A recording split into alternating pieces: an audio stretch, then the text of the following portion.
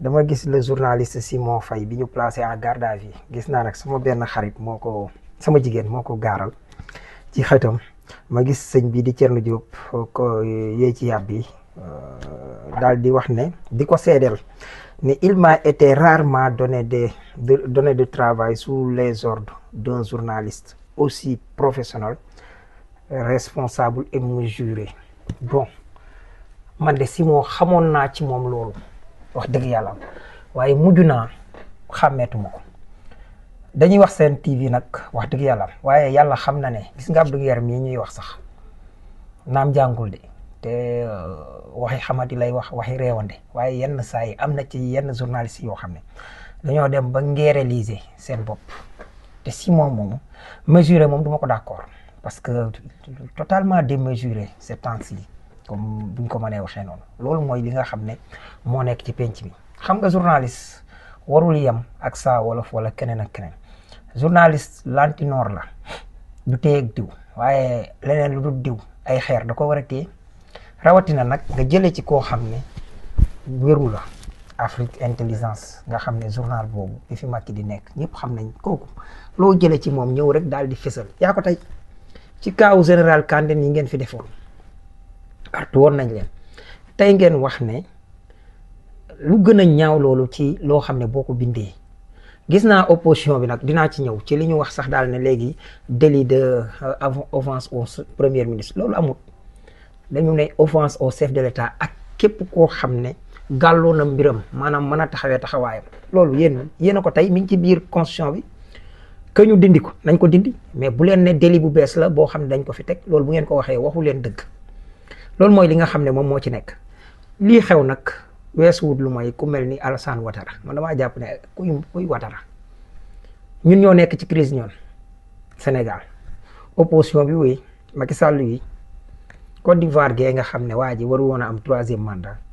ma nga ne di xëccoo 4e mandat xanaa bu dëkk dee nekk ci crise kay moom moo nekk ci crise tey nañu rek xalaat li nga xam ne moom la ñu mën a fàttaliku sëñ Badio Camara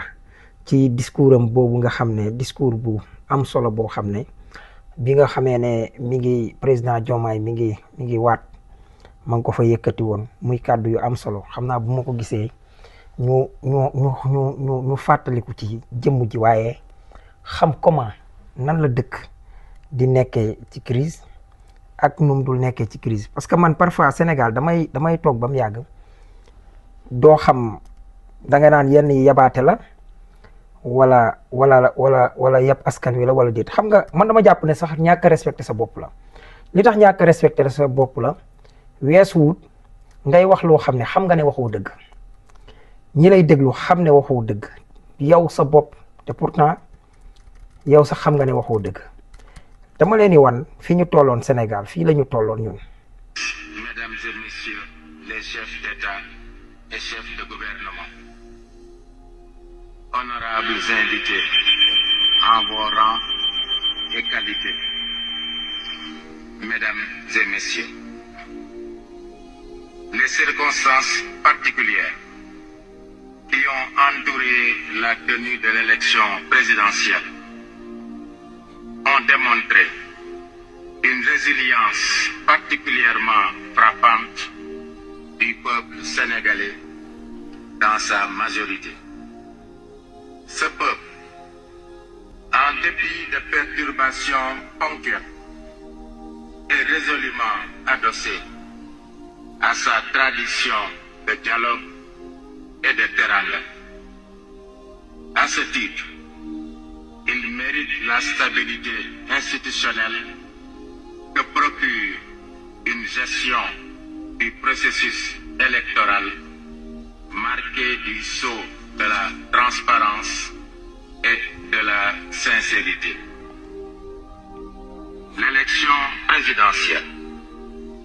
qu'on croyait définitivement compromise, a pu se tenir, même dans un délai réduit, sans qu'aucune irrégularité de nature à altérer la crédibilité du scrutin n'ait été notée. Le vainqueur a été clairement identifié dans les heures qui ont suivi la fermeture des bureaux de vote et les félicitations des autres candidats ont suivi dans la foulée. Cela tient presque du miracle. Sauf à relever que nos institutions, loin d'être en crise, tiennent debout dans le cadre de la Constitution, expression la plus achevée de la volonté populaire. Pour sa part, le Conseil constitutionnel, face à ceux qui ont tenté de le déstabiliser par des moyens non conventionnels, a, au nom du peuple, dit le droit sans haine ni crainte.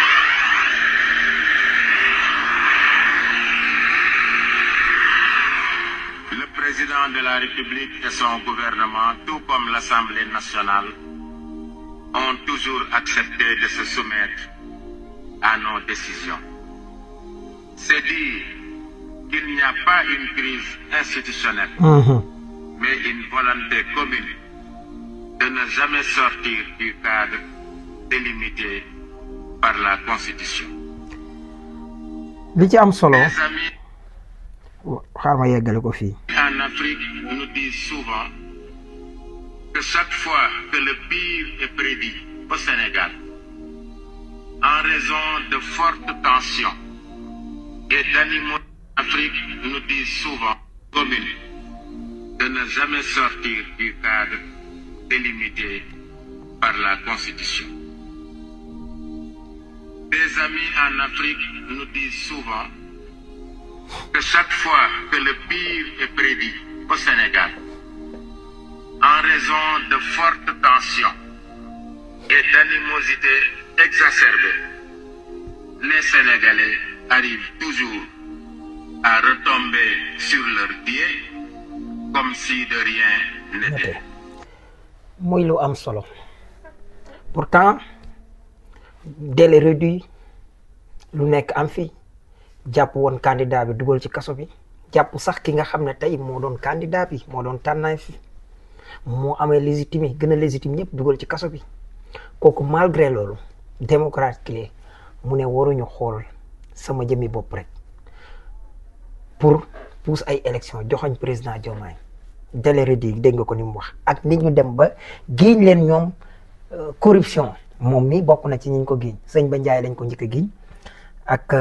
sëñ Ba Coulibaly xam ne du tee cour bi bu mat ndax conseil constitutionnel juróom lañ woon su Wàdd ginnaaw bi lañ ko def 7 sages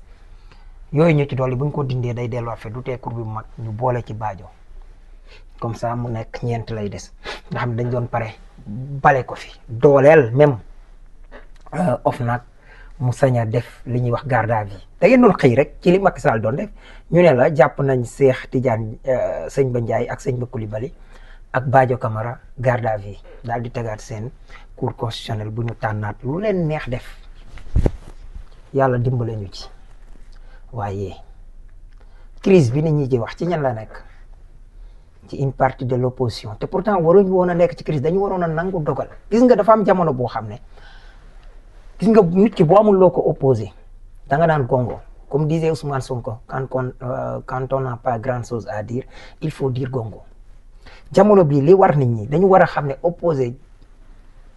jaragu ko yow ku mel ni Thierno Alassane Sall république des valeurs ñu gis la nga nekk ci ginnaaw ay anti valeur Farba Ngom mi la giñ corruption tey fi mu nekk ñoom Abdou Mbow Macky Sall teel nee nga yow loolu sa jom moo la taxoon nga bañ ba nga waree bañ ba tax ñu génn la comprendre naa la nag tey nga dem nekk seen ginnaaw ak beneen Abdou Mbow boo xam ne du la ko yombal parce que Abdou Mbow biiru picc la yor maanaam moom déjà maanaam mi ngi mel ni rek tey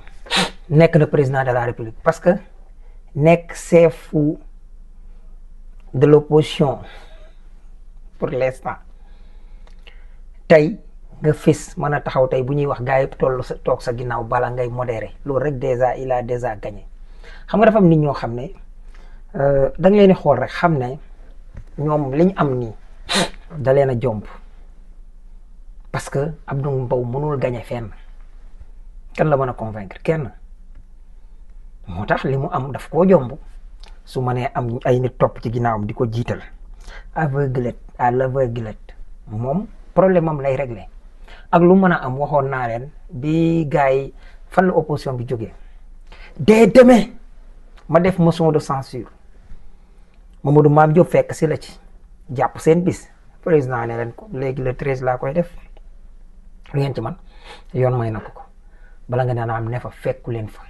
parce que lan la yéen a jóg ragal Ousmane Sonko Ousmane wax ne ngeen taxaw ne day kii mu wax ne lii da ngeen koo jalgati bu ngeen ko defee ma ñëw ngeen ne lim bind ci miiram en tant que député moo tax yéen mu jotale leen ba dëddu deewoo ba débat d'orientation budgétaire ñëw ngeen dëddu ko parce que nee nga Ousmane da leen a manqué respect ku ngeen ko def askan wi ngeen ko doon def moom ngeen doon xañ ñu am tey suñu loi de tey li nga xam ne tey mooy vote budget bi mu jaar yoon ngeen tardeel askan wi nega nii lu bëri tey parce que ñu ngi woon ci mesure d'urgence suñ ñàkk a dal ak sagogo bu ngeen bàyyi woon lii am di am yéen ay accompagner gouvernement bi fi nekk kon yaakaar naa ci 2025 bii bu ngeen voté ba pare xaj na wala 2027 man bokkoon naa ci ñi naan sax 2027 bu problème amut dañ bàyyi ba 2027 ñu àggale gars yi mais Abdou Mbow fexe ba embarqué leen ci jëfi tappaleem yi parce que moom ak lu mu mën a am day gagné te gagné na nag parce que yéen ci seen bopp bu dajeeg yéen waa APR yéen ñëpp Abdou Mbow moom fexe na ba mi ngi continuer di am ay privilèges nekk na député ñu bëri xaj na leen te mënoon naa ñàkk waaye dox boobu mu doon dox ba ne dee demee ma def motion de censure pare pour censurer Mamadou Mame Diop fekk ko ci ngeen jàpp bis li président Diomaye doxal foofu muy ñu ne yàlla bu rëddee nga far mu dellu rëdd nga far yow lay far doo ko rëdd ku ni suñ borom ji bu la suñ borom falee ngay njiit bu jub daf lay dooleel may la pouvoir yooyu Abdou Mbow bëggoon a far lu muy far gouvernement bi far moom yéen ñu far leen muy 14e législature bi fi nekkoon tey foofu leen Abdou Mbow mënee woon ba dugal leen ci guuta tey mi ngi leen koy defaat ñëw ngeen Ousmane Sonko ngeen affronté ko keroog mu metti ci yéen ngeen xam ne askan wi situation bi daf ko favorable ne ngeen day sarme nit ñi wala nangam yéen ko waxal seen bopp kon xam ngeen ne jamono bi sénégalais yi doyaluñ ci Ousmane dañ ko bëgg Ousmane li nit ñi wàccoon ak moom mooy yóbbu ko pare gu ñëw moom lii tee ñu yóbbu ko pale moom ci moom lay dépendre soit mu taxaw ne bëgguma wala mu dem ba ëllëg def fi loo xam ne daf ñuy décevoir wala xiyaasu billah loolu yàlla nañ ci yàlla musal mooy tey gars yi yëgg ak moom pale sénégalais yi li leen Ousmane lebal maanaam dañoo ne ko pare gu ñëw ak yow dañ lay fay ba wis la doonu gën a gore